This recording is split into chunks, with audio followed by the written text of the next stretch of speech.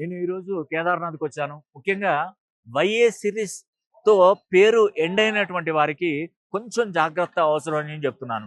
చిన్న పిల్లలకి అలాంటి పేర్లు అస్సలే పెట్టకండి. వైఏ సిరీస్ అస్సలు ఎట్టి పరిస్థితుల్లో పెట్టకండి.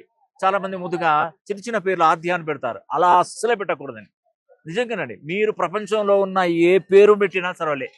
కానీ ఈ వైఏ సిరీస్ ఆకస్మికంగా నష్టాన్ని కలిగిస్తది. ఇప్పుడు ఉదాహరణగా 'నిర్భయ' అనే ఒక పేరుంది. వైఏ సిరీస్‌తో ఎండ్ అయింది. 'ఆద్య', 'నిర్భయ', 'అభయ', 'సౌందర్య' ఇలా కొన్ని పేర్లు. ఇలా చెప్తున్నానని చెప్పేసి మీరేదో బాధపడి మా మనసులో టెన్షన్ పెట్టుకోవద్దండి. నేను నేను ఎప్పుడు కూడా మీకు మంచి జరగాలనే కోరుకుంటాను కానీ, మిమ్మల్ని ఇబ్బంది పెట్టి మిమ్మల్ని ఏదో చేయాలని మాత్రం నేను కోరుకోనండి. ఆ పరమశివుని సాక్షిగా చెప్తున్నాను. నా మనసులో ఏ దురుద్దేశం లేదండి. మీరు బాగుపడితే ఇంకో 10 మంది బాగుపడతారు. మీరు ఇంకా మంచి 10 మందికి చెప్తారు అంతే. ఆ విషయాన్నే గాని నేను ఏది కూడా నేను అబద్ధం చెప్పేదే లేదండి.